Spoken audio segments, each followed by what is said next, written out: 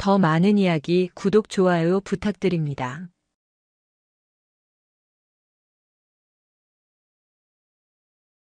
콩파? 꺼내서 팔아. 대신 내 놈 심장은 내가 씹어먹으러 갈 테니까. 수화기 너머의 목소리가 뚝 끊겼다. 차은솔은 스마트폰 액정이 검게 변한 것을 잠시 내려다보다가 들고 있던 포터 필터를 머신에 끼워 넣었다. 치익 하는 소리와 함께 검붉은 에스프레소가 샷 글라스에 떨어졌다. 그 소리는 마치 달궈진 인두가 살갗을 지지는 소리와 비슷했다. 대전 유성구 복명동의 한적한 골목. 통유리로 된 카페솔의 내부는 평화로웠다. 가을비가 추적추적 내리는 오후였고 매장 안에는 재즈 음악이 낮게 깔려 있었다. 하지만 카운터 뒤에 선 차은솔의 눈동자는 이미 이곳에 없었다. 그녀의 감각은 수백 킬로미터 떨어진 전장, 아니 방금 전 통화에서 들려오던 쇠 파이프 끄는 소리와 비명 소리가 낭자한 지옥으로 이동해 있었다. 사장님, 커피 다 됐나요? 단골 손님인 대학생이 조심스럽게 물었다. 차은솔은 순식간에 표정을 지웠다. 방금 전까지 사람의 심장을 씹어먹겠다고 말한 여자의 얼굴이라곤 믿기지 않을 만큼 온화하고 차분한 미소가 그녀의 입가에 걸렸다. 네, 나왔습니다. 과테말라 안티구아예요. 산미는 좀 줄이고 고소하게 내렸어요. 와, 감사합니다. 역시 사장님 커피가 최고예요. 손님이 쟁반을 들고 자리로 돌아가자 은솔은 앞치마 끈을 풀었다. 그녀의 손은 희고 가늘었지만 손가락 마디마디에는 굳은 살이 박혀 있었다. 그것은 바리스타의 굳은 살이 아니었다. 수십만 발의 실탄을 격발하고 칼을 쥐고 사람의 급소를 가격하며 만들어진 훈장이었다. 대한민국 육군 특수전사령부 예하 제707 특수임무단. 대테러 작전과 1급 기밀 임무를 수행하는 국가전략부대. 그곳에서 그녀는 여성 최초로 특수임무단장, 즉 대령 계급까지 올랐던 전설적인 지휘관이었다. 별들의 무덤이라 불리는 군대에서 그녀는 오직 실력 하나로 유리천장을 깨부수고 올라갔다. 코드명 발키리. 적들에게는 죽음의 천사로 불렸던 그녀가 군복을 벗은 이유는 단 하나였다. 더 이상 기계처럼 살고 싶지 않아서였다. 하지만 세상은 그녀를 평범한 차은솔로 살게 내버려 두지 않는 모양이었다. 띠리리. 다시 전화가 울렸다. 아까 그 번호였다. 은솔은 매장 입구에 닫힌 팻말을 걸고 블라인드를 내렸다. 여보세요. 아이고, 우리 조카님. 말씀이 너무 살벌하시네. 나 유성 바닥에서 대부업하는 마석구라고 하는데 삼촌 되시는 김철민 씨가 우리 돈을 좀 많이 가져다 썼어. 수화기 너머로 끈적하고 비열한 목소리가 들려왔다. 얼마입니까? 원금 2억에 이자 쳐서 5억.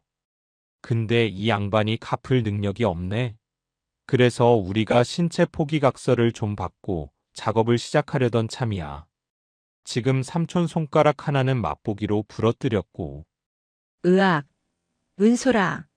오지마. 이 새끼들 미친놈들이야.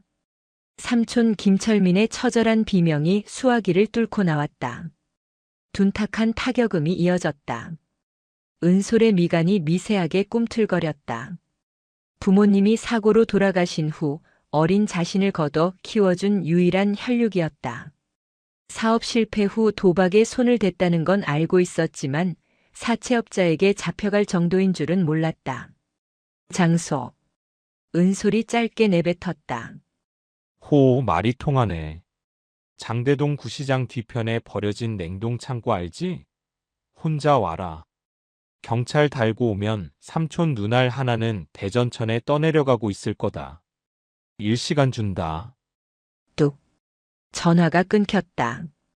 은솔은 휴대폰을 주머니에 넣고 2층으로 향하는 계단을 올랐다.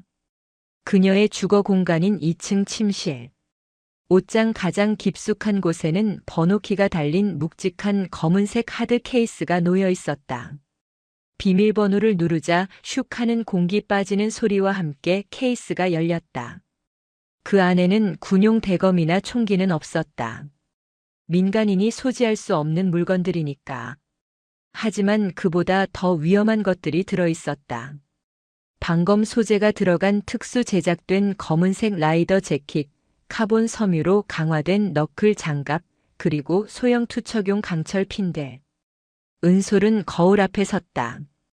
헐렁한 니트를 벗어 던지자 군살 하나 없이 근육으로 다져진 상체가 드러났다.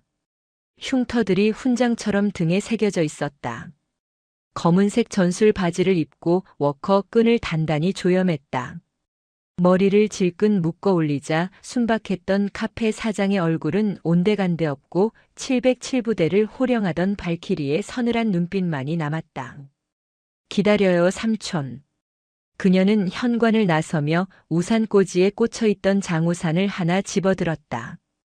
밖에는 빗줄기가 더욱 거세지고 있었다.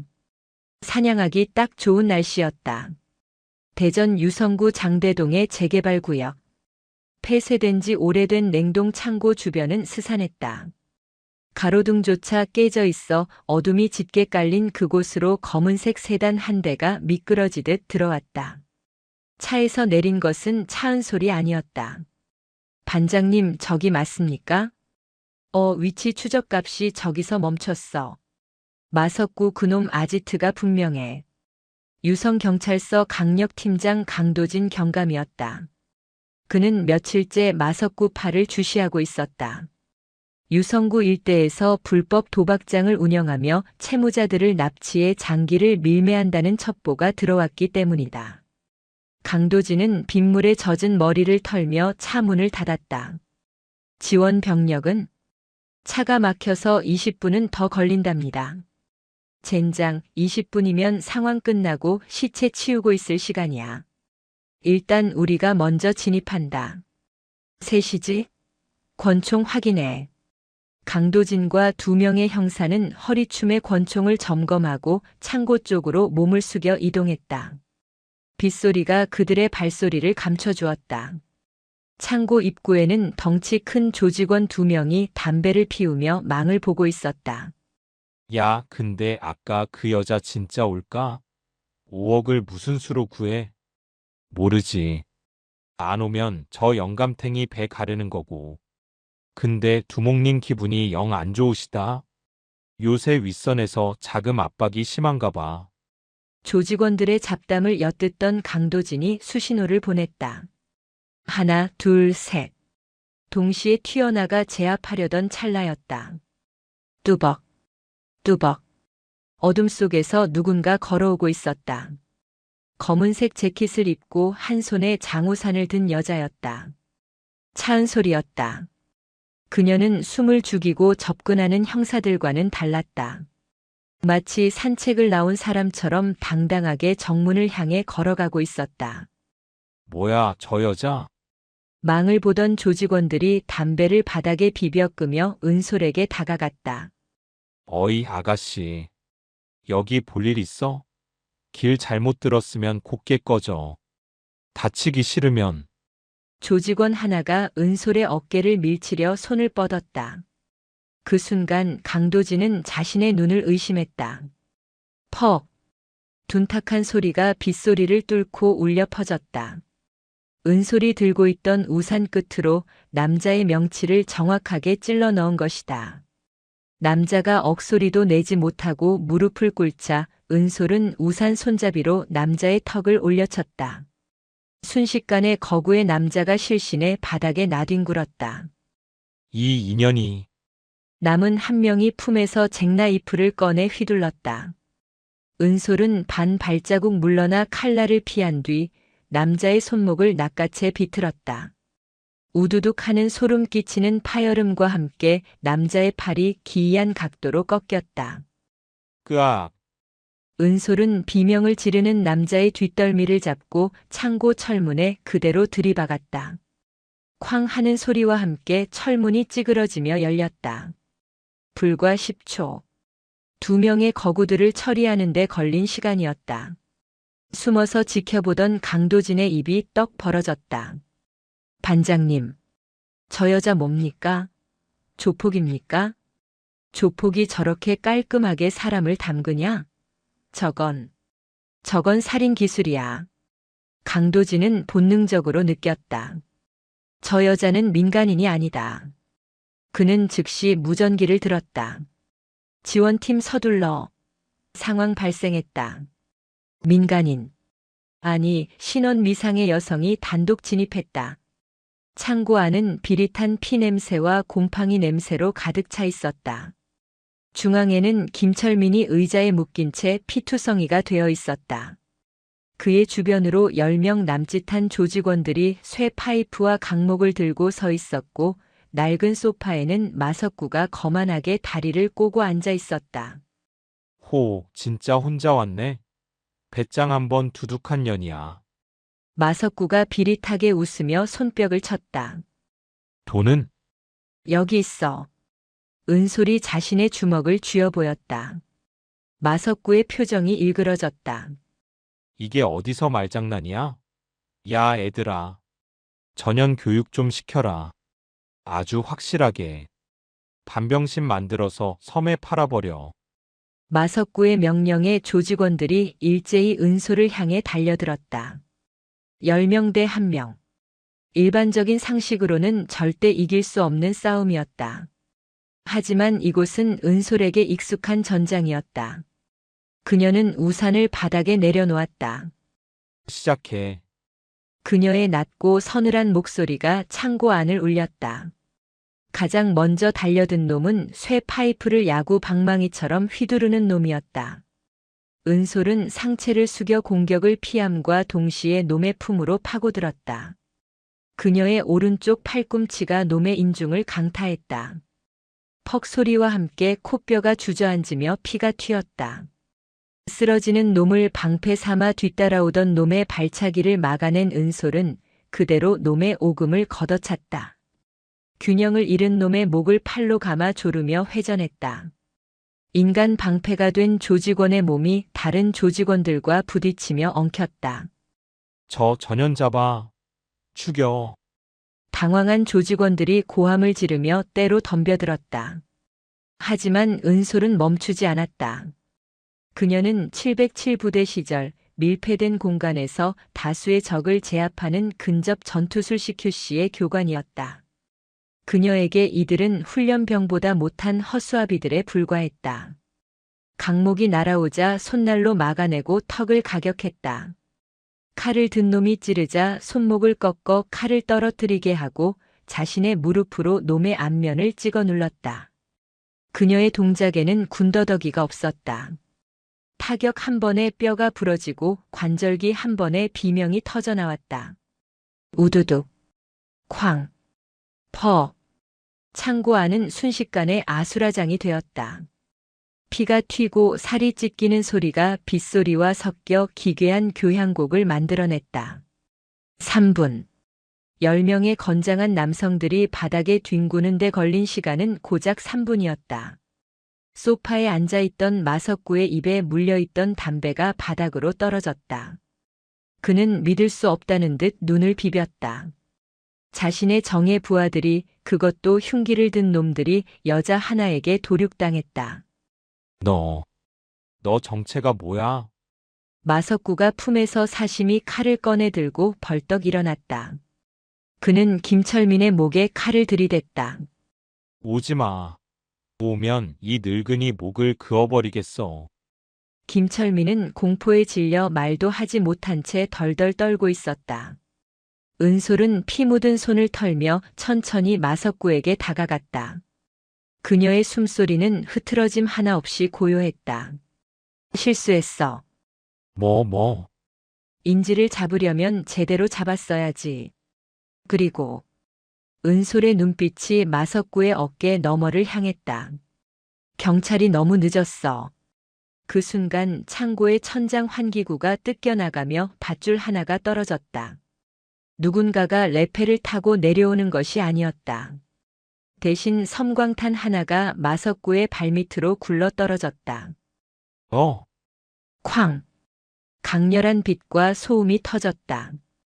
강도진 형사가 뒷문이 아닌 지붕을 통해 진입을 시도한 것이었다. 마석구가 눈을 부여잡고 비틀거리는 찰나 은솔은 이미 거리를 좁혔다.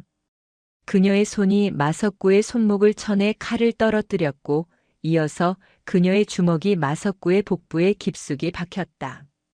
커! 마석구가 위액을 토하며 앞으로 고꾸라졌다. 은솔은 쓰러진 마석구의 머리채를 잡아 들어 올렸다. 심장은 맛이 없어 보여서 안 되겠네. 대신 감옥에서 평생 썩어. 그녀는 마석구를 바닥에 패대기 쳤다. 꼼짝 마. 경찰이다. 전원 무기 버리고 손머리 위로. 그제야 창고 정문이 활짝 열리며 강도진과 형사들이 들이닥쳤다. 하지만 그들이 할 일은 별로 없었다. 이미 상황은 종료되어 있었다. 바닥에는 신음하는 조폭들이 즐비했고 그 가운데에 피 한 방울 묻지 않은 얼굴로 삼촌의 밧줄을 풀어주는 은솔이 서 있었다. 강도진이 총구를 내리며 은솔에게 다가왔다.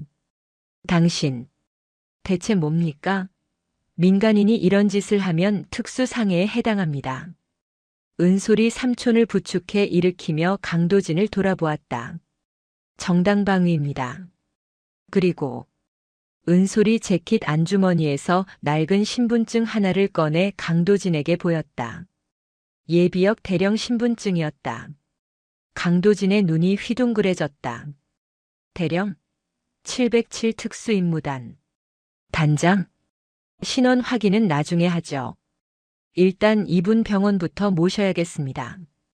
은솔은 멍하니 서 있는 형사들을 뒤로하고 삼촌을 부축해 창고 밖으로 나갔다. 빗줄기는 잦아들어 있었다. 하지만 은솔은 알고 있었다. 이것은 끝이 아니라 시작이라는 것을. 마석구는 꼬리일 뿐이다. 이 유성 바닥에서 이런 조직을 거느리고 5억이라는 돈을 장난감처럼 다루는 배후가 반드시 존재한다. 그리고 그 예감은 며칠 뒤 카페를 찾아온 낯선 손님으로 인해 현실이 되었다. 어서 오세요. 카페 소리입니다. 말끔한 슈트를 입은 젊은 남자가 카페 문을 열고 들어왔다. 그의 뒤에는 경호원처럼 보이는 덩치들이 서 있었다. 남자는 메뉴판은 보지도 않고 은솔을 빤히 바라보았다. 유성 프라임 투자의 대표 최민재였다. 강 대령님. 아니, 이젠 차 사장님이라고 불러야 하나? 우리 사업 파트너인 마석구 사장을 감옥에 보내셨더군요. 덕분에 우리 회수금 계획에 차질이 생겼습니다. 최민재가 비릿하게 웃으며 명함 한 장을 카운터에 올려놓았다. 손해배상 청구하러 왔습니다. 돈으로 갚으실래요? 아니면 몸으로 때우실래요? 은솔이 에스프레소 머신의 스팀을 작동시켰다. 치익하는 날카로운 소음이 최민재의 말을 잘랐다. 주문 안 하실 거면 나가주시죠. 영업 방해입니다. 은솔의 눈에서 다시 푸른 불꽃이 일렁였다. 2라운드의 공이 울리고 있었다. 가을비가 그치고 난 뒤에 유성구 복명동 거리는 은행나무 잎이 젖어 짙은 황금빛으로 물들어 있었다. 카페 솔의 유리창 너머로 보이는 풍경은 평화로웠지만 가게 문을 열고 들어서는 손님의 표정은 그렇지 못했다. 딸랑. 경쾌한 종소리와 함께 들어선 이는 인근 대학교에 다니는 단골 학생 이하나였다. 평소라면 밝은 목소리로 인사를 건넸을 그녀였지만 오늘의 그녀는 마치 도살장에 끌려가는 짐승처럼 위태로워 보였다. 퀭한 눈 밑에는 짙은 어둠이 내려앉아 있었고 입술은 바짝 말라 터져 있었다. 어서 오세요, 하나씨. 차은솔이 에스프레소 머신을 닦던 행주를 내려놓으며 인사를 건넸다. 하지만 이하나의 귀에는 그 인사가 들리지 않는 듯 했다. 그녀는 구석진 테이블에 힘없이 주저앉더니 가방을 끌어안고 몸을 떨기 시작했다. 은솔은 직감했다. 무언가 잘못되었다. 그것도 아주 심각하게. 은솔은 주문도 받지 않은 채 따뜻한 우유에 꿀을 탄 음료를 만들어 하나에게 다가갔다. 마셔요. 몸이 많이 차갑네요. 따뜻한 머그잔이 손에 닿자 그 온기가 트리거가 된 듯 하나의 눈에서 왈칵 눈물이 쏟아졌다. 사장님, 저 어떡해요? 저 죽고 싶어요. 은솔은 말없이 맞은편 의자를 빼어 앉았다. 그녀의 눈빛이 차분하게 가라앉았다. 그것은 카페 사장이 손님을 보는 눈이 아니라 지휘관이 부상병의 상태를 살피는 눈이었다. 무슨 일입니까? 천천히 말해봐요. 하나는 흐느끼며 띄엄띄엄 말을 이었다. 이야기는 끔찍할 정도로 전형적이었으나 그 수법은 악랄하기 그지없었다. 등록금과 생활비가 부족했던 하나는 고수익 단기 아르바이트라는 구인 광고를 보고 찾아갔다. 그곳은 유성 온천역 인근의 번화가에 위치한 유성 프라임 투자라는 회사였다. 번듯한 사무실, 친절한 상담실장, 그리고 합법적인 투자 자문 회사라는 간판에 그녀는 의심을 거두었다. 처음에는 그냥 서류 정리 아르바이트인 줄 알았어요. 그런데 팀장이라는 사람이 제 명의로 휴대폰을 개통하고 소액 투자를 하면 원금 보장에 이자까지 쳐서 주겠다고 했어요. 딱 한 달만 쓰고 돌려주면 된다고요. 이른바 내구재 대출날을 구제하는 대출을 빙자한 폰테크 사기였다. 하지만 그들이 노린 건 단순히 휴대폰 몇 대가 아니었다. 사인을 했어요. 투자 계약서라고 했는데 알고 보니까 그게 연대 보증각서였어요. 제 친구 2명도 저 때문에 같이 갔는데 그 친구들 빚까지 제가 다 떠안게 됐어요. 원금 300만 원이 한 달 만에 3천만 원이 됐어요. 경찰에는 신고했습니까? 못해요. 하나는 와들와들 떨며 자신의 휴대폰 화면을 은솔에게 보여주었다. 은솔의 눈썹이 꿈틀했다. 화면에는 하나가 옷을 갈아입는 장면이 교묘하게 찍힌 사진과 동영상이 띄워져 있었다.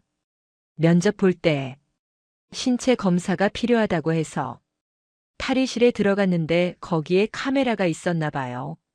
돈 안 갚으면 이거 학교 게시판이랑 학과 단톡방에 다 뿌리겠대요. 부모님한테도 보낸다고. 이것은 금융업이 아니었다. 인간의 영혼을 담보로 잡고 피를 빨아먹는 기생충들의 짓이었다.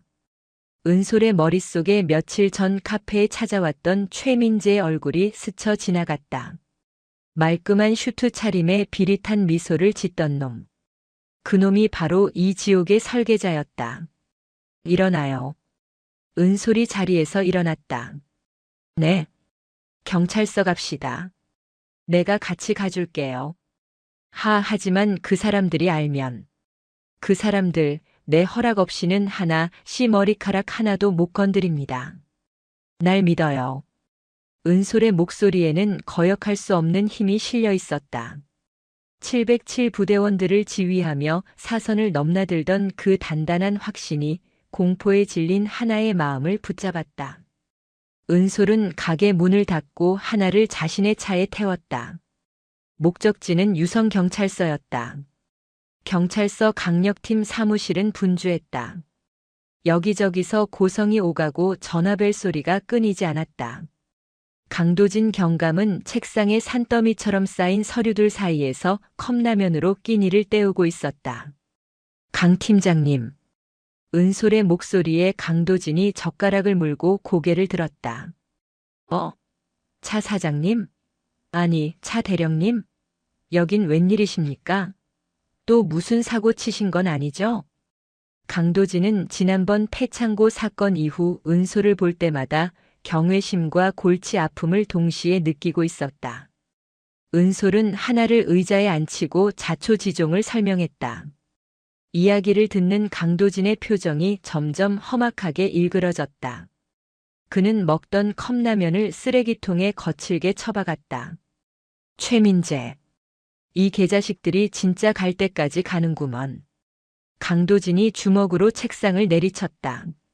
알고 있는 놈입니까? 알죠. 아주 잘 알죠. 유성 프라임 투자.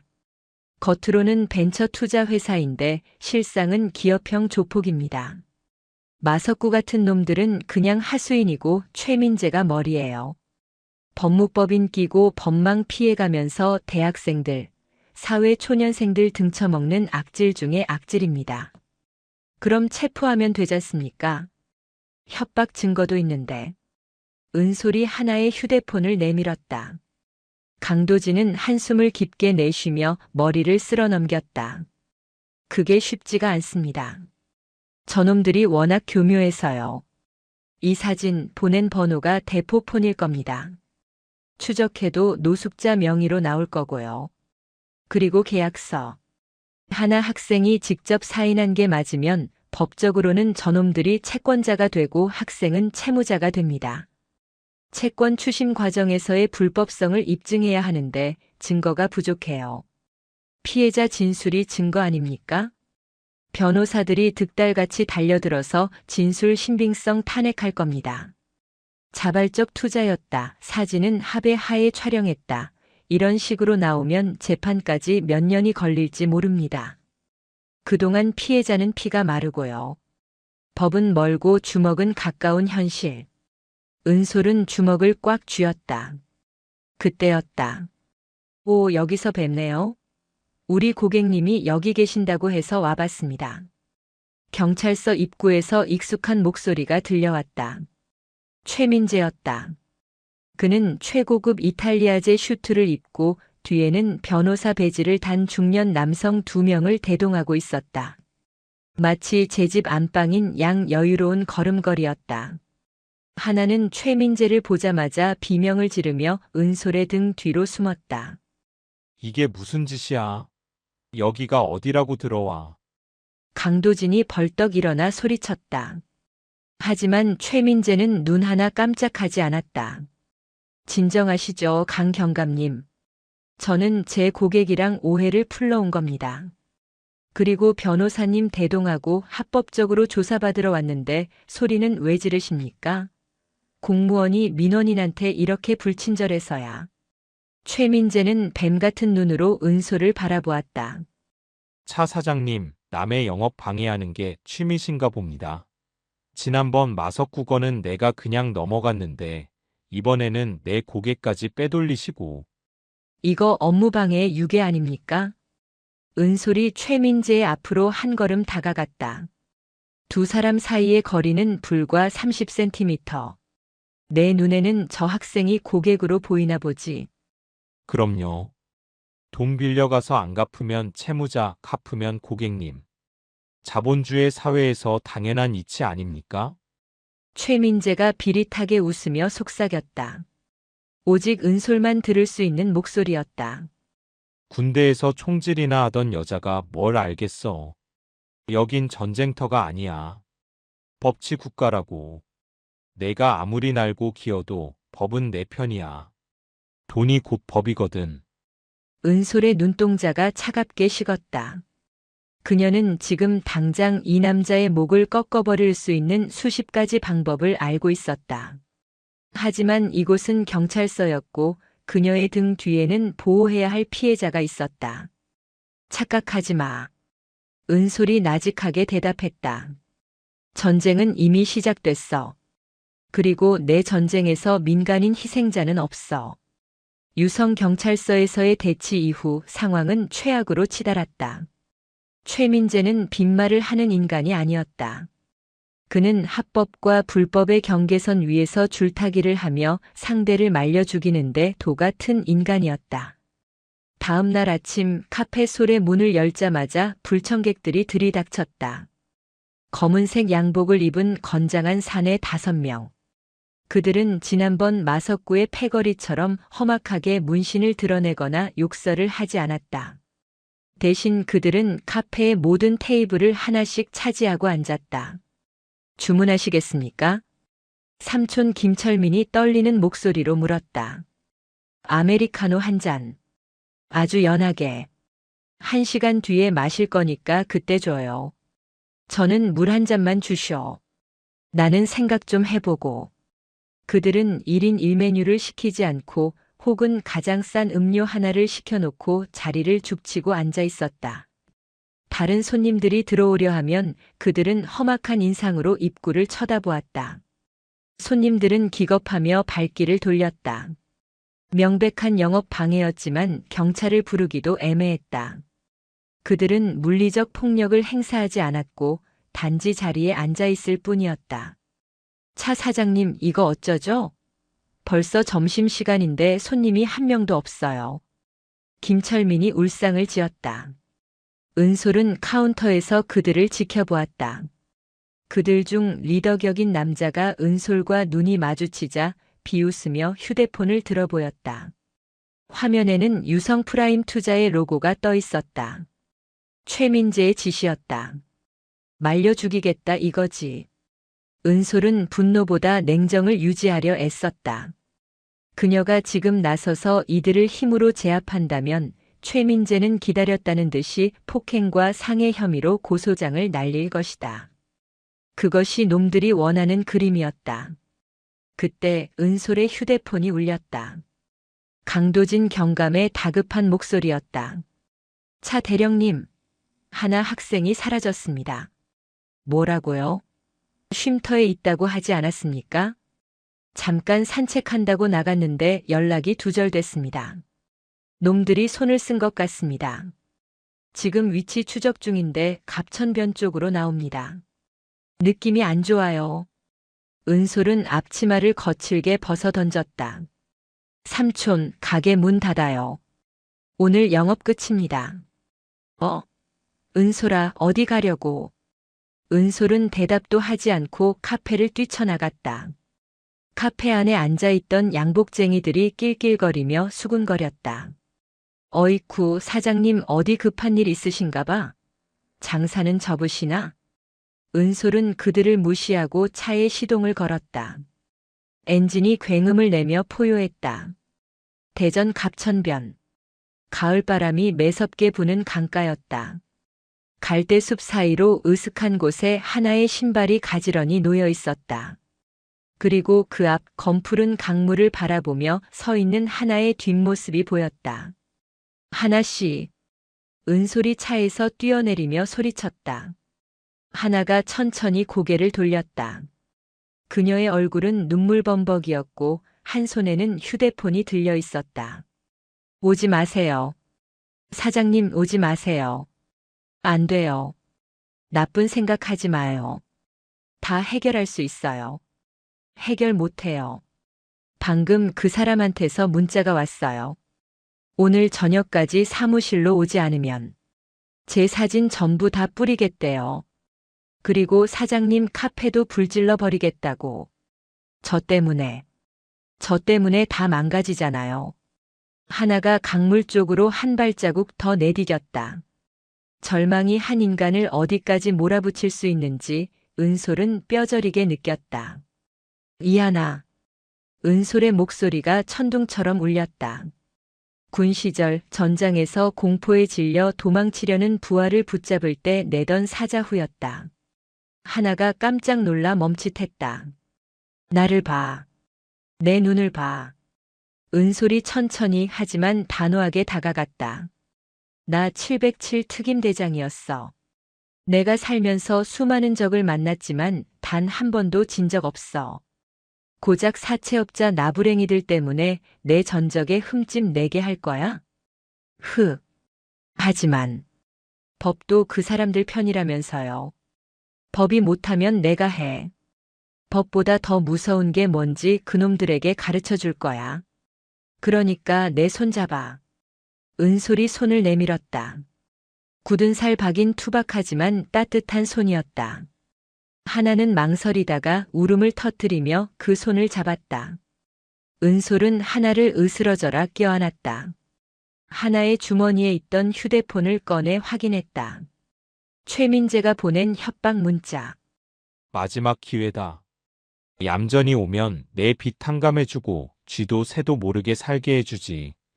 하지만 허튼 수작 부리면 차은솔 그 여자도 같이 지옥 구경하게 될 거야.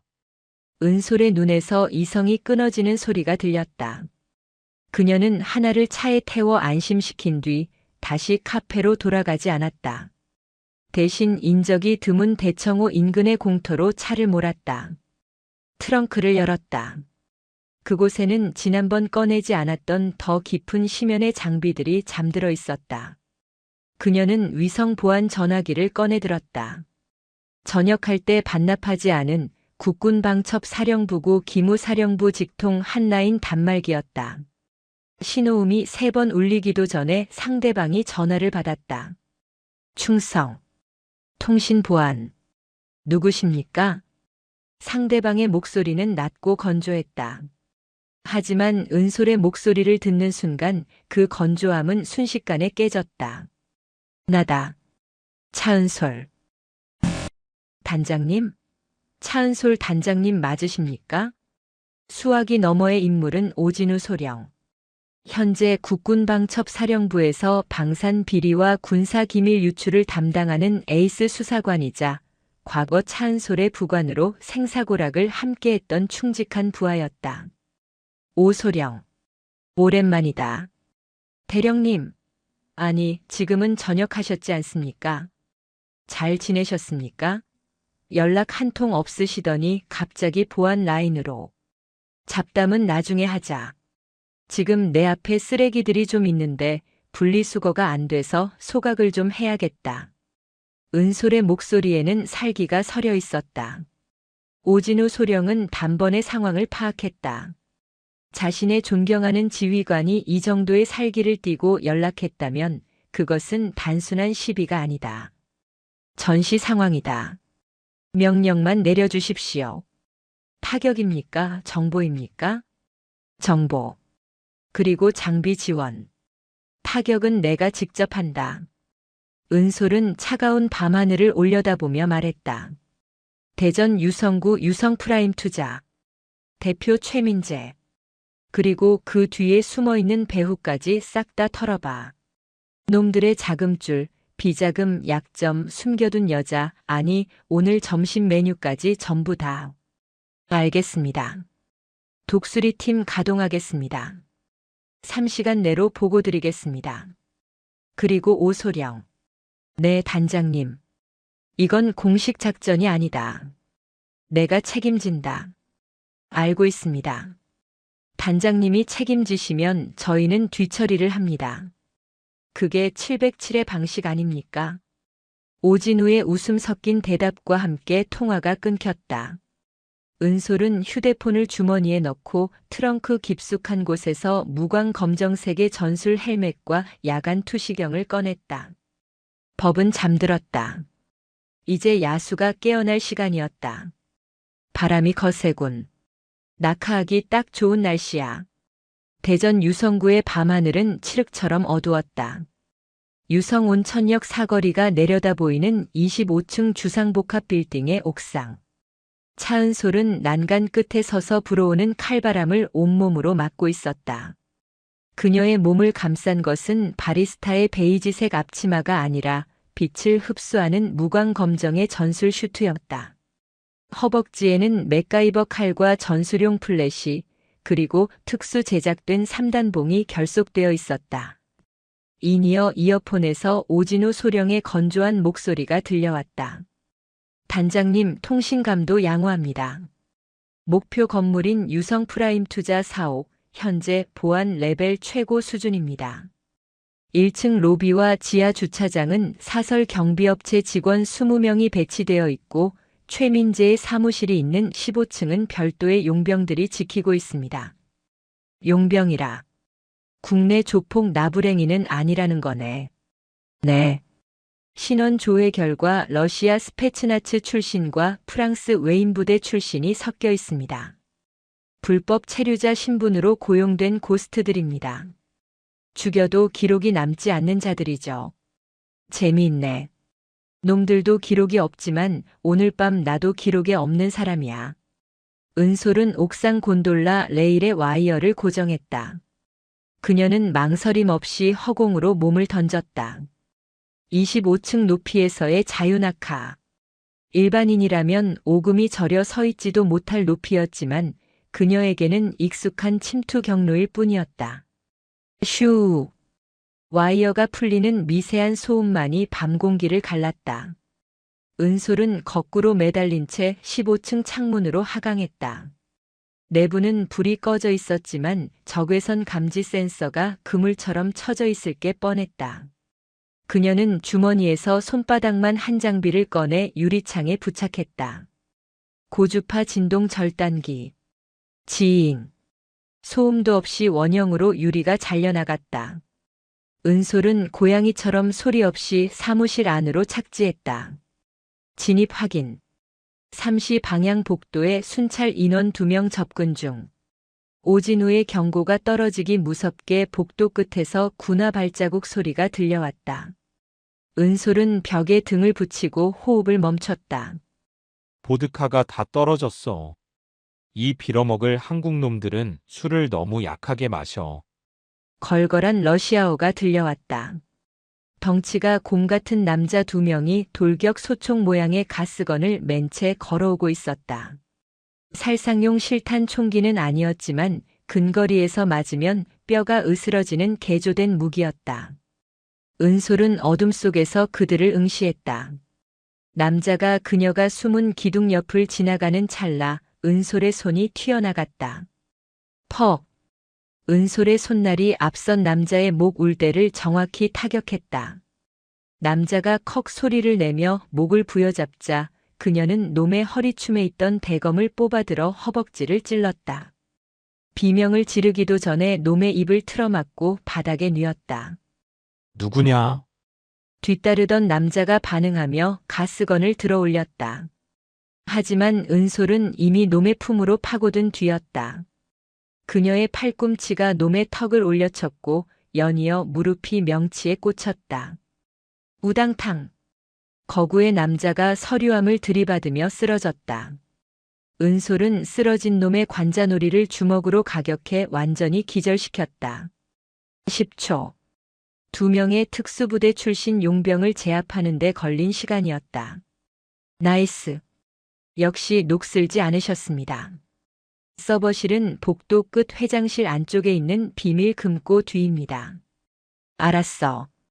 최민재는 퇴근했습니다. 현재 룸살롱에서 술판 벌이고 있군요. 빈집털이 성공하시겠는데요.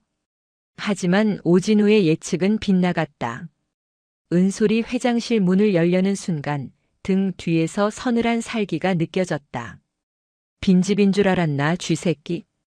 은솔이 본능적으로 고개를 숙임과 동시에 날카로운 단검이 그녀의 머리카락을 스치고 문에 박혔다.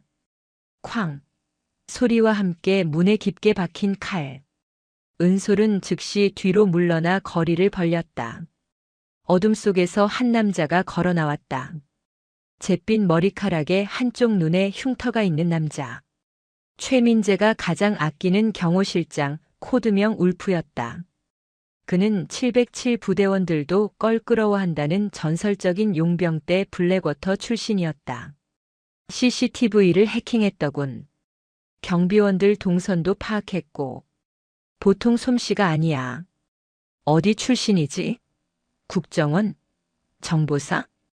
울프가 손가락을 풀며 물었다. 은솔은 대답 대신 자세를 낮췄다. 알 거 없어. 어차피 넌 오늘 여기서 은퇴할 테니까. 하. 건방진 계집애 같으니.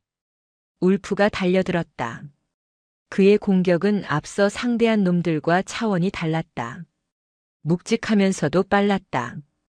그가 휘두르는 주먹을 은솔이 팔로 막아내자 뼈가 울리는 통증이 전해졌다. 퍽, 퍽, 콰직. 좁은 복도에서 치열한 육탄전이 벌어졌다. 울프는 은솔의 급소만을 노리고 들어왔고 은솔은 놈의 힘을 역이용해 흘려냈다. 울프가 다시 단검을 꺼내 찌르자 은솔은 피하지 않고 놈의 손목을 양손으로 잡았다. 이거나 먹어라. 은솔의 박치기가 울프의 코를 강타했다.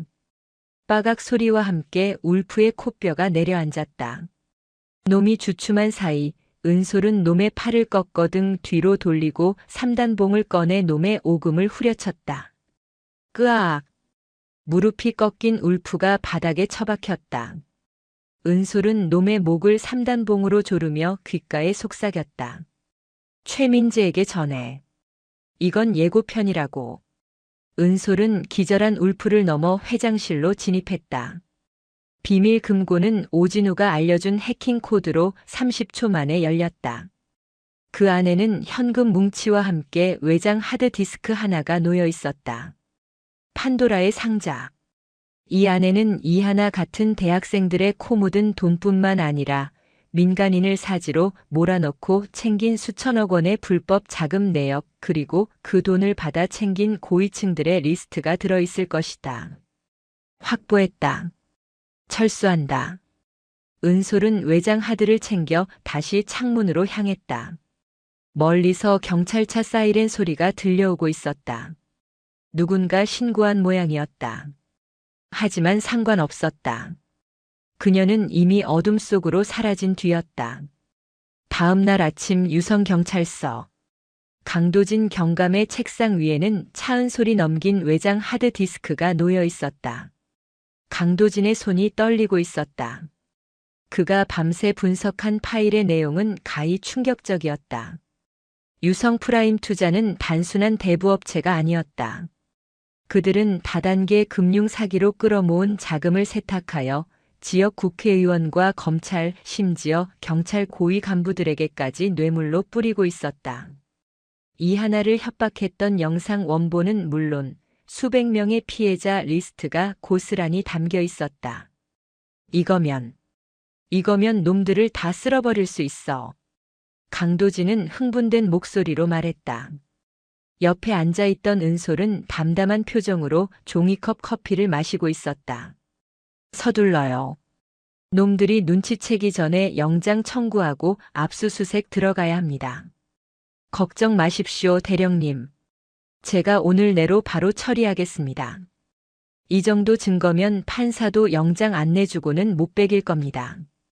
강도진은 증거물을 들고 서장실로 그리고 검찰청으로 뛰어갔다. 은솔은 경찰서 복도 의자에 앉아 기다렸다. 그녀의 임무는 끝났다. 이제는 법의 시간이었다. 대한민국이 아직 정의가 살아있는 나라라면 마땅히 그래야 했다. 하지만 시간은 흘러 점심이 지나고 저녁이 되도록 강도진은 돌아오지 않았다. 해질녘이 되어서야 강도진이 터덜터덜 강력팀 사무실로 돌아왔다. 그의 어깨는 축 처져 있었고 눈은 붉게 충혈되어 있었다. 어떻게 됐습니까? 은솔이 다가가 물었다. 강도진은 대답 대신 책상 위에 종이 한 장을 올려놓았다. 직위 해제 통지서. 이게 뭡니까? 증거 능력이 없답니다. 강도진이 허탈하게 웃으며 말했다. 독수독과 독이 든 나무의 열매는 먹을 수 없다. 불법적인 경로로 수집된 증거는 법적 효력이 없다는 원칙이죠. 당신이 사무실에 무단 침입해서 훔쳐온 거라 증거로 쓸 수 없대요. 오히려 저한테 불법 해킹을 사주했냐고 추궁하더군요. 그 안에 있는 내용들은 뇌물 리스트, 피해자 영상, 그건 다 사실이잖아. 검사가 그러더군요. 그게 조작된 파일인지 어떻게 아냐고. 그리고 그 검사 이름 리스트에 있었습니다. 은솔은 말문이 막혔다. 썩었다. 뿌리까지 썩어 있었다. 범죄를 잡아야 할 칼이 범죄자들의 방패가 되어 있었다. 최민재는요? 풀려났습니다. 아니, 애초에 잡혀오지도 않았죠. 오히려 절 고소했더군요. 직권 남용이랑 절도 교사 혐의로. 저는 당분간 정직입니다. 강도진은 책상 서랍에서 자신의 신분증과 총기를 꺼내 반납함에 넣었다. 쩔그렁. 쇠붙이가 부딪히는 소리가 유난히 크게 울렸다. 죄송합니다, 대령님. 그리고 하나 학생한테도 면목이 없습니다. 제가 경찰직 15년 하면서 이렇게 비참한 적은 처음입니다. 은솔은 주먹을 꽉 쥐었다. 손톱이 살을 파고들어 피가 배어나왔다. 그녀는 강도진의 어깨를 잡았다. 당신 잘못 아닙니다. 시스템이 잘못된 거지. 이제 어쩌실 겁니까? 놈들이 가만히 있지 않을 겁니다. 제 옷을 벗긴 걸로 끝나지 않을 거예요. 당신을 노릴 겁니다. 오라고 하죠. 은솔의 눈빛이 달라졌다. 그것은 더 이상 법에 호소하려는 시민의 눈빛이 아니었다. 적의 심장을 도려내기로 결심한 전사의 눈빛이었다. 법이 지켜주지 않는다면 내가 지킬 겁니다. 내 방식대로. 은솔은 경찰서를 나섰다. 밖에는 빗줄기가 다시 굵어지고 있었다. 휴대폰이 울렸다. 최민재였다. 여보세요. 아, 들리나? 우리 정의의 사도차 대령님. 선물은 잘 받았어. 근데 내용물이 좀 부실하던데? 우리 아버지가 좀 화가 나셨거든. 아버지? 그래. 유성 프라임 투자의 진짜 주인. 최 회장님 말이야. 내가 건드린 게 그냥 동네 깡패가 아니라는 걸 이제 좀 알겠어? 강경감 옷 벗는 거 봤지? 다음은 내 차례야. 기대되는군. 혓바닥 긴 놈 치고 싸움 잘하는 놈 못 봤는데. 하하. 말은 잘해. 오늘 밤 내 그 소중한 카페가 어떻게 되는지 잘 지켜봐. 아, 삼촌이랑 그 여학생도 같이 있나? 미리 명복을 빌어주지. 뚝. 은솔은 차에 시동을 걸었다. 엔진 소리가 맹수의 포효처럼 들렸다. 그녀는 곧장 카페로 향했다. 삼촌 하나씩. 조금만 기다려. 전쟁의 양상이 바뀌었다. 이것은 더 이상 수사가 아니었다. 생존을 건 전투였다. 복명동 카페솔. 가게의 모든 불은 꺼져 있었다. 하지만 내부는 텅 비어 있지 않았다. 은솔은 카페 중앙 테이블에 삼촌 김철민과 이하나를 앉혀두고 그들에게 방탄조끼를 입혔다. 은솔아, 무슨 일이냐? 전쟁이라도 난 거야? 삼촌이 겁에 질려 물었다. 비슷해요. 놈들이 올 거예요. 두 분은 절대 제 곁에서 떨어지면 안 돼요. 그리고 무슨 소리가 들려도 눈 감고 귀 막고 계세요. 은솔은 카운터 뒤에 숨겨두었던 장비들을 꺼냈다. 섬광탄 2개, 연막탄 1개, 그리고 잭나이프와 3단봉. 총기는 없었다. 민간인 구역에서 총격전은 피해야 했다. 하지만 놈들은 다를 것이다. 밤 11시. 카페 밖 도로에 검은색 승합차 3대가 멈춰 섰다. 차 문이 열리고 건장한 사내들이 쏟아져 나왔다. 이번에는 양복 입은 깡패들이 아니었다. 복면을 쓰고 손에 야구 방망이와 쇠 파이프, 그리고 도끼를 든 전문 용역 깡패들이었다. 일명 청소부라 불리는 자들. 쨍그랑. 카페 통유리 창이 박살나며 돌이 날아들었다. 밀어버려. 누군가의 고함과 함께 놈들이 카페 안으로 들이닥쳤다. 좋기 20명은 되어 보였다. 깍! 하나가 비명을 질렀다. 은솔은 삼촌과 하나를 카운터 구석으로 밀어넣고 발을 넘어나갔다. 어서 와라, 지옥에 온 걸 환영한다. 은솔은 손에 쥐고 있던 섬광탄의 핀을 뽑아 던졌다. 펑!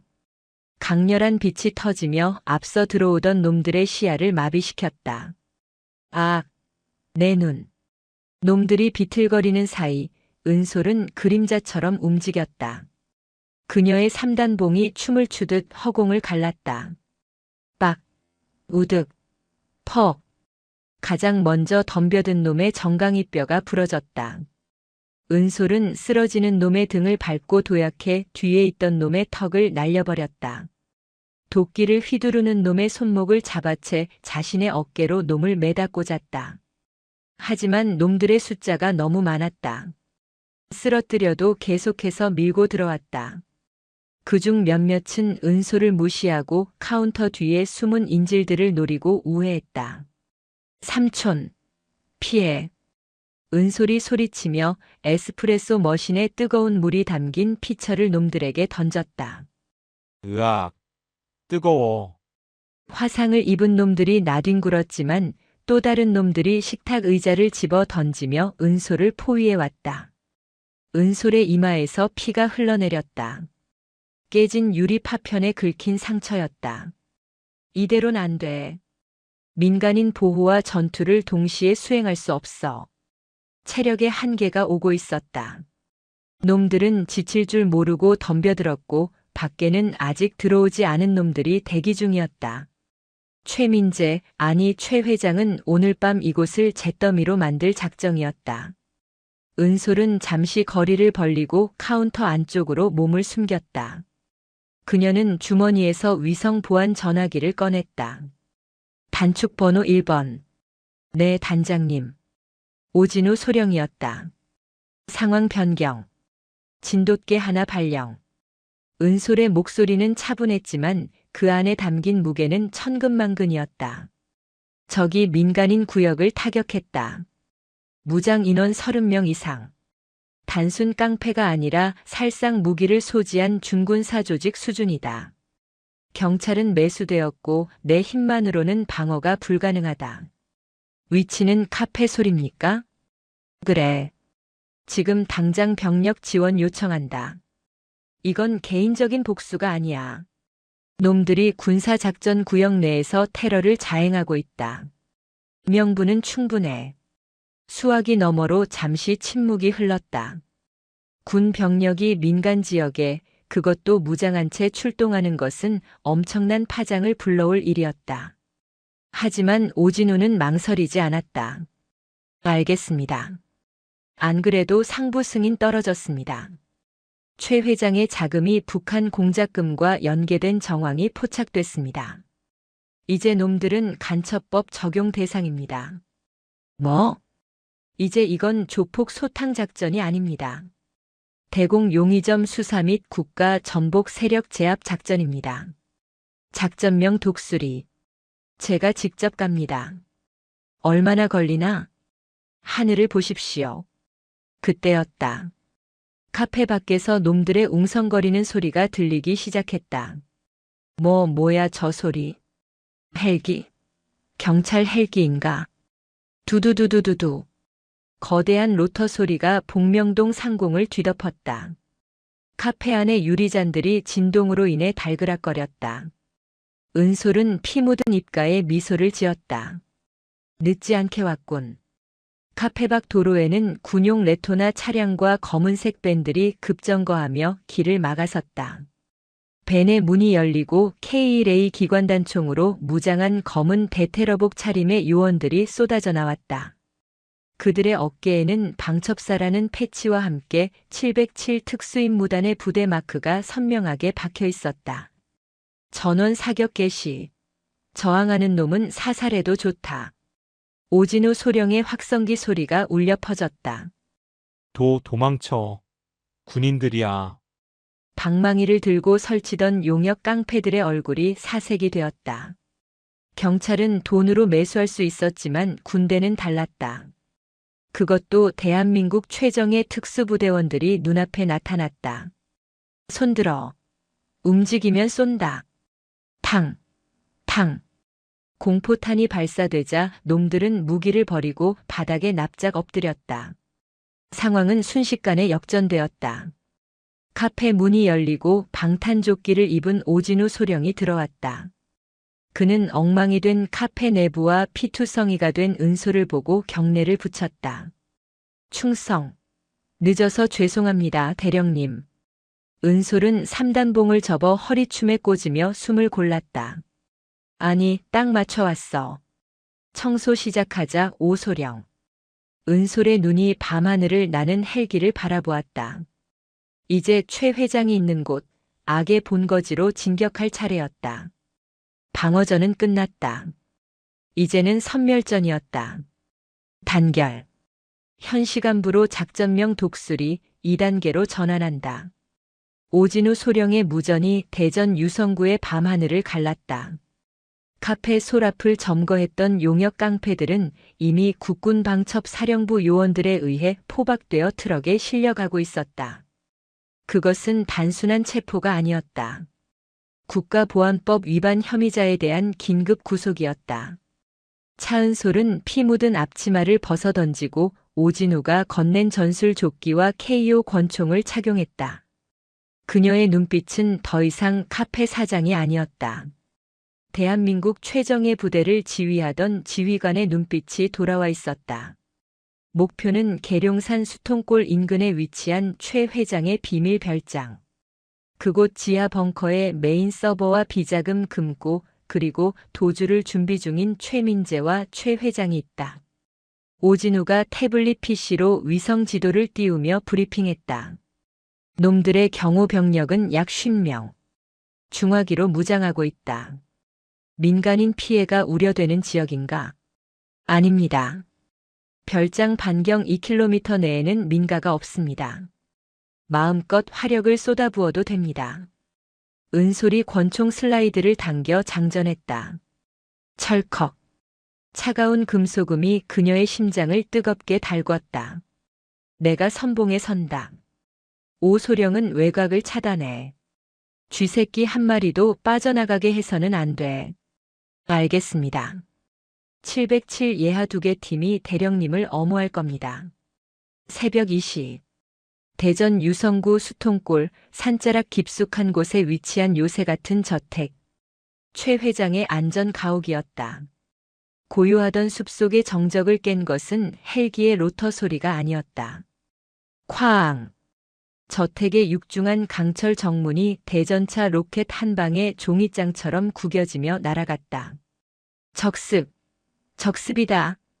경비탑에 있던 용병들이 당황하여 서치라이트를 비췄지만 그 빛은 곧바로 꺼졌다. 어둠 속에서 날아든 저격 탄환이 서치라이트를 박살냈기 때문이다. 진입. 은솔의 짧은 명령과 함께 검은 그림자들이 저택 안으로 쏟아져 들어갔다. 은솔은 가장 앞에서 달렸다. 그녀의 움직임은 질주라기보다는 비행에 가까웠다. 앞을 가로막는 용병이 소총을 난사하려 하자 은솔은 낮은 자세로 슬라이딩하며 놈의 발목을 사격했다. 으악! 쓰러지는 놈의 가슴을 밟고 뛰어오른 은솔은 2층 테라스 난간을 잡고 단숨에 몸을 끌어올렸다. 1층 로비에서 치열한 교전이 벌어지는 사이 그녀는 적의 심장부로 직행하는 최단 경로를 택했다. 2층 복도. 최민재가 짐 가방을 챙겨 뒷문으로 도망치려 하고 있었다. 어딜 가시나 최 대표. 은솔이 복도 끝에 서서 총구를 겨눴다. 최민재의 얼굴이 하얗게 질렸다. 너 이 미친 여자. 군대를 끌고 와? 내가 그러고도 무사할 것 같아? 최민재가 품에서 권총을 꺼내 발사했다. 탕, 탕. 총알이 벽에 박혀 섰고 가루를 날렸다. 은솔은 눈 하나 깜짝하지 않고 고개만 까딱해 탄도를 피했다. 그리고 천천히 걸어갔다. 오지 마. 쏘겠어. 죽여버릴 거야. 최민재가 발악하며 방아쇠를 당겼지만 딸깍 소리만 났다. 탄환이 바닥났다. 은솔은 최민재의 코앞까지 다가갔다. 탄창 관리도 못하는 놈이 총은 왜 들어? 사 살려줘. 돈 줄게. 내 스위스 계좌에 100억 있어. 그거 다 줄게. 최민재가 비굴하게 무릎을 꿇었다. 은솔은 차가운 눈으로 그를 내려다보았다. 이하나 학생이 흘린 눈물값이다. 퍽. 은솔의 군화발이 최민재의 안면을 강타했다. 최민재가 비명과 함께 나뒹굴었다. 앞니가 몽땅 부러져 피가 솟구쳤다. 이건 우리 삼촌 몸값. 퍽. 이번에는 복부를 걷어찼다. 최민재는 개구리처럼 널브러져 거품을 물었다. 그때 안쪽 서재 문이 열리며 백발의 노인이 걸어 나왔다. 최 회장이었다. 그는 밖에 소란에도 불구하고 침착한 척하려 애쓰고 있었다. 자네가 강 대령인가? 대단하군. 내 아들을 이렇게 만들다니. 최 회장은 위스키 잔을 들고 있었다. 손이 미세하게 떨리고 있었다. 거래를 하지. 자네 지금이라도 군대를 물리면 내 전 재산의 절반을 주겠네. 그리고 자네의 안전도 보장하지. 은솔은 피 묻은 군화로 뚜벅뚜벅 걸어가 최 회장의 손에 들린 위스키 잔을 천에 깨뜨렸다. 챙그랑. 당신 재산은 어차피 국고로 환수될 거야. 그리고 내 안전은 내가 지켜. 내가 감히. 내가 누군지 알아? 내가 전화 한 통이면 국방부 장관도. 최 회장이 전화기를 들려 했다. 은솔이 권총으로 전화기를 박살냈다. 전화해봐. 아무도 안 받을 테니까. 당신이 뿌린 돈, 당신이 믿던 권력, 오늘 밤부로 다 끝났어. 당신은 이제 회장님이 아니라 국가보안법 위반 사범 최칠성일 뿐이야. 그때 창문이 깨지며 707 대원들이 들이닥쳤다. 뒤이어 오진우 소령이 들어왔다. 최칠성. 당신을 간첩 방조 외환관리법 위반, 특수상해 교사 및 살인 미수 혐의로 긴급 체포한다. 오진우가 최 회장의 손목에 수갑을 채웠다. 최 회장은 바닥에 쓰러진 아들과 자신을 겨누고 있는 수많은 총구를 보며 비로소 자신의 왕국이 멸망했음을 깨달았다. 그는 다리에 힘이 풀려 주저앉았다. 은솔은 창밖을 바라보았다. 동이 터오고 있었다. 붉은 아침 해가 계룡산 능선을 타고 올라오고 있었다. 긴 밤이 끝났다. 작전 종료. 은솔이 무전기에 나직하게 속삭였다.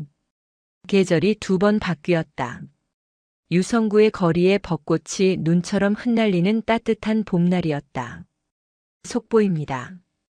유성 게이트의 주범 최칠성 전 회장과 최민재 씨에게 대법원이 무기징역을 확정했습니다. 재판부는 이들이 불법 자금을 이용해 국가 안보를 위협하고 수많은 서민 피해자를 양산한 점을 들어법정 최고형을 선고했다고 밝혔습니다. 한편 이들의 은닉 재산 5천억 원은 전액 몰수되어 피해자 구제 기금으로 카페 솔의 벽걸이 TV에서 뉴스가 흘러나오고 있었다. 차은솔은 리모컨을 들어 TV를 껐다. 이제 지겨울 정도로 많이 들은 소식이었다. 사장님, 여기 아이스 아메리카노 2잔이요. 네, 금방 갑니다. 카페는 만석이었다. 점심시간을 맞아 인근 직장인들과 대학생들로 북적였다. 은솔은 능숙한 손놀림으로 샷을 내리고 얼음을 채웠다. 그녀의 표정은 더없이 평온했다. 지난 겨울 피와 화약 냄새가 진동했던 그 밤의 기억은 마치 전생의 일인 것처럼 아득했다. 체리나, 아니 은솔아. 쿠키 다 구워졌다.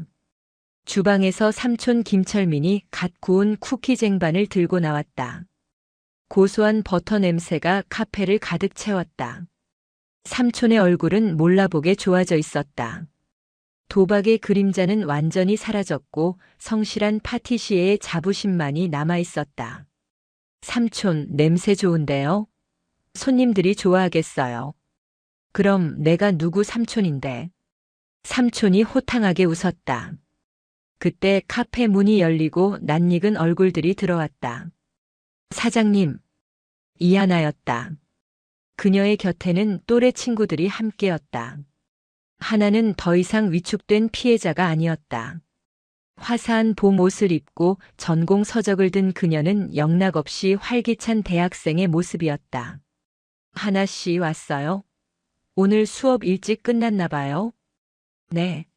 사장님 커피 마시고 싶어서 달려왔죠. 아, 그리고 저 이번에 장학생 됐어요. 성적 장학금이요. 정말요? 축하해요. 오늘은 제가 쏩니다. 먹고 싶은 거 다 골라요. 하나가 친구들과 까르르 웃으며 자리를 잡았다. 그 모습을 흐뭇하게 바라보던 은솔의 시선이 창가 쪽으로 향했다. 그곳에는 정장을 입은 중년 남자가 앉아 있었다. 강도진 경감. 아니, 이제는 강도진 경정이었다. 그는 이번 사건의 공로를 인정받아 특진과 함께 복직되었고 대전경찰청 광역수사대장으로 영전했다. 오셨어요?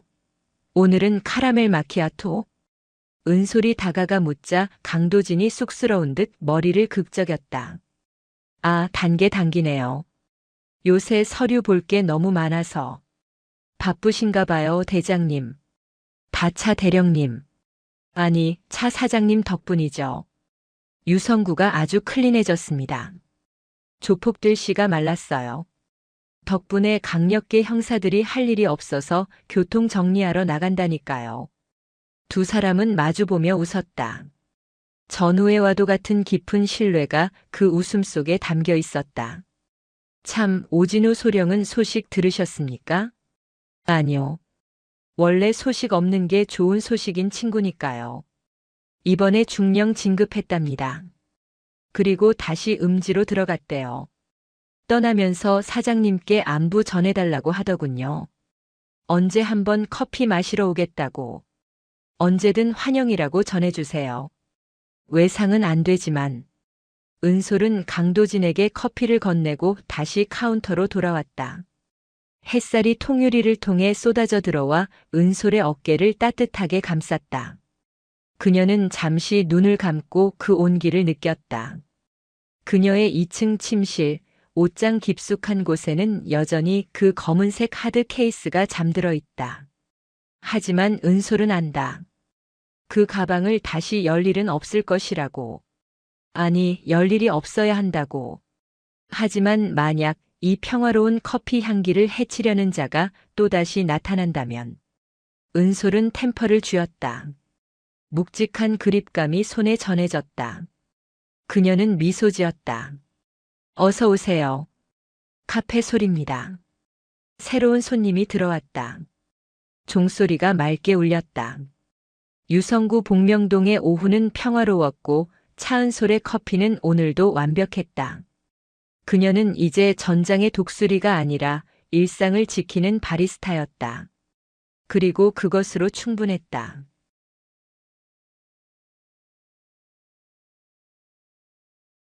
더 많은 이야기 구독, 좋아요 부탁드립니다.